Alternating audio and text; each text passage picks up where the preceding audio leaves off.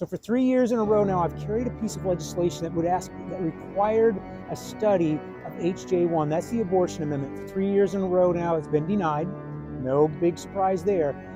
But what I protested from the floor today was the language that's going in the referendum. The language specifies that doctors and nurses cannot be held liable if they botch an abortion.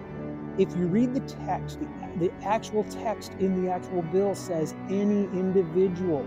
So basically, any individual is immunized from legal consequences if they hurt somebody performing an abortion. So real problems with that, because we're protecting anybody from performing, or who performs an abortion and hurts a lady.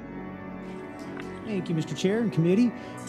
Of all the actions that we're proposing to take this session, none affects more babies, more children, and more mothers than HJ1, and yet it is one of the most ambiguous, vague pieces of legislation that we've ever seen, with more questions than answers.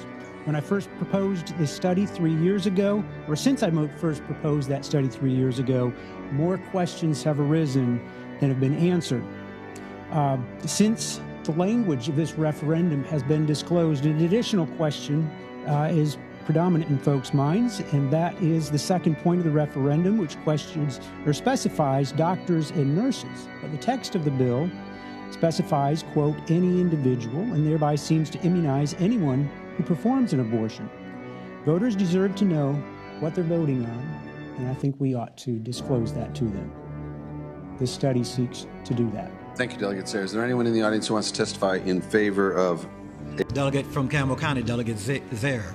Thank you, Mr. Speaker. Mr. Speaker, for 3 years now, I've asked this board to study this bill. I've asked this legislature to make it plain, to make it clear, to let voters know what's in this bill and what's not in this bill. And for 3 years, that request has been denied.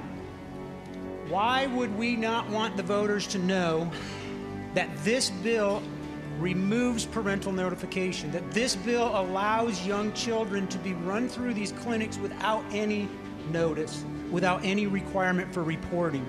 Why would we not want voters to know this? When I requested this study 3 years ago, I didn't have an opportunity. None of us knew what the language would be that the voters are actually going to see when they go to vote on this. This amendment has gone from confusing to downright misleading. The language that voters will be asked to vote on specifies in point 2, doctors and nurses. If you read the text of the bill, it specifies any individual. We are giving blanket immunity to anyone who botches an abortion, and we're going to say that we're protecting mothers. Mr. Speaker, we're asking voters to make a determination on something that will affect more children and more mothers than anything else this body does this year. We can do better. The voters deserve to know. Thank you, Mr. Speaker.